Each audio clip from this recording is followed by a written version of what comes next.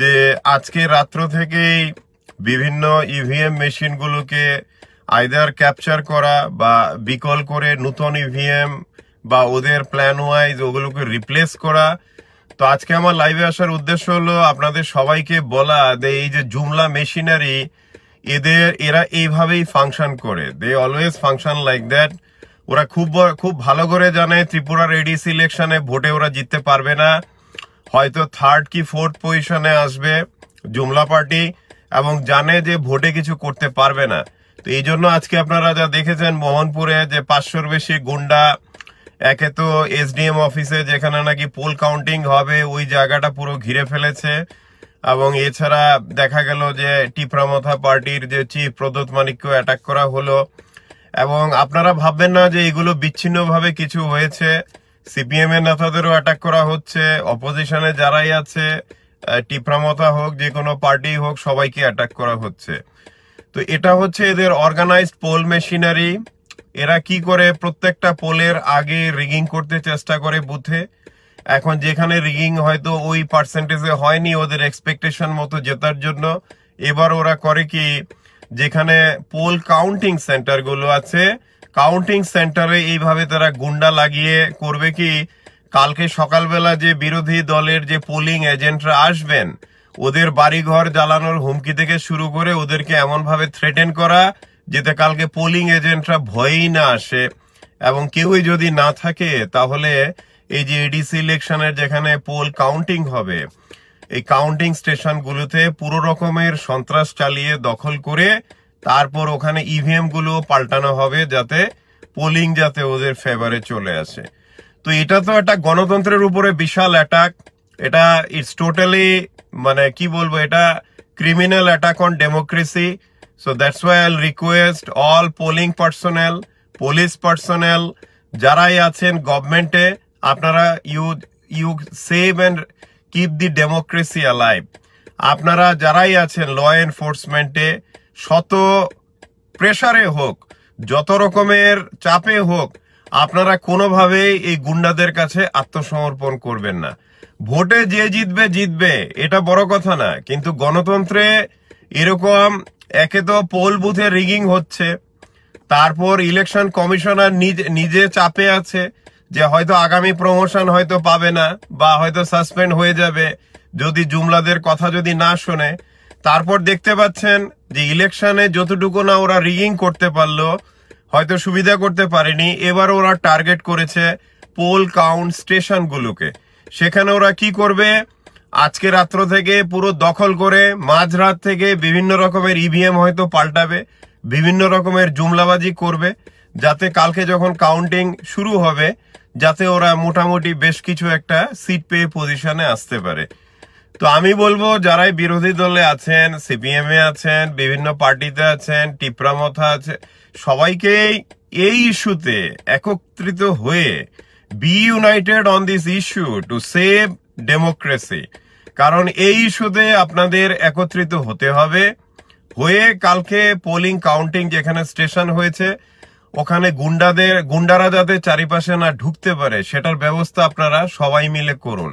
CPM, Congress, টিপ্রামথা, INPT যেই party আছে যারাই এডিসি ইলেকশনে বিরোধী পক্ষে আছেন সবাই একজোট হয়ে কালকে পোলিং স্টেশন, পোলিং যে বুথগুলো আছে যেখানে কাউন্টিং হবে এসডিএম অফিস ইউজুয়ালি ওই জায়গাগুলো ওখানে আপনারা সবাই ঘেরাও দিয়ে রাখেন যাতে কোনোভাবে আজকে রাত্র থেকে শুরু করে কালকে অবধি কাউন্টিং শেষ হওয়া অবধি এরা যাতে কোনো রকমের সন্ত্রাস না করতে পারে, কেউ যাতে ওখানে যাতে কোনোভাবেই ইভিএম রিপ্লেসমেন্ট থেকে ম্যানিপুলেশন থেকে শুরু করে পোলিং এজেন্টদের ভয় দেখিয়ে সরিয়ে দেওয়া এগুলো যাতে ওরা কিছুই না করতে পারে। কারণ এই গণতন্ত্রকে ধরে রাখার দায়িত্ব আমাদের সবার। আমি দূরে থাকি ঠিকই, কিন্তু ত্রিপুরার নিউজে আমি আপডেট থাকি, কি হচ্ছে সব চোখ কান খুলে দেখতে পাই। আর আজকে আপনারা দেখেছেন একজন বিরোধী দল নেতা যে প্রদোত মানিক্য কিভাবে অ্যাটাক করা হয়েছে 500 গুন্ডা।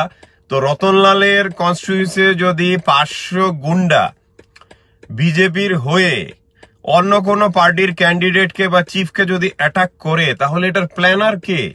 এটা আপনারা ত্রিপুরার বন্ধুরা আপনারা ইজিলি বুঝতে পারবেন যে এইসব অ্যাটাকের আনডেমোক্রেটিক ক্রিমিনাল অ্যাটাকের এগুলোর পেছনে কে? তো এই জন্য আমি বলছি বন্ধুরা যে আপনারা কালকে যে কাউন্টিং হবে, আজকে সারা রাত্র থেকে যারা পুলিশ আছেন বা পার্সোনাল আছেন, আপনারা সবাই পোলিং স্টেশন যেখানে নাকি পোল কাউন্টিং হচ্ছে এই জায়গাগুলো আপনারা সিকিউর করে রাখুন। কালকে যাতে অন্তত এত কিছুর পরেও যাতে 80 to 90% কাউন্টিং সেন্টারগুলোতে যাতে নির্বিঘ্নে কাউন্টিং হয়। কিন্তু আজকে রাত্রে আমি এই কারণেই হঠাৎ করে লাইভে আসাটা প্রয়োজন মনে করলাম, আজকে রাত্রে কিন্তু অনেক ইভিএম পাল্টানো হবে। আপনারা জানেন আসামের অনেক বড় বাটপার ত্রিপুরাতে আজকে এসছে। এগুলো হচ্ছে সমস্ত স্ট্র্যাটেজি চলছে যে রাত্রে রাত্রে কিভাবে ইভিএম পাল্টে অন্য ইভিএম যেখানে প্রোগ্রাম করা আছে, যেখানে জুমলা পার্টি অনেক ভোট পাবে, ওইগুলি কি করে রিপ্লেস করা হবে। আজকে রাতে অনেক কিছু হচ্ছে, হবে। এটা মানে এইভাবেই ওরা ইলেকশন জিতে।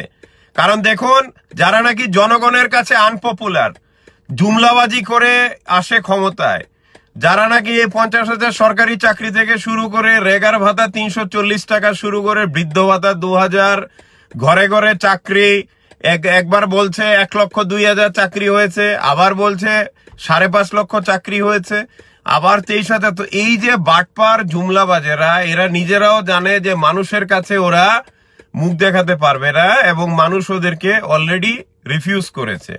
তো এদের কাছে ইলেকশন এইভাবে রিগিং করে জেতা ছাড়া এদের কাছে আর কোনো ট্যাকটিক্স নেই। তো এই জন্য ওরা ইলেকশনের আগে বুথ রিগিং করে, বিভিন্ন রকমের ছাপ্পাবাজি করে।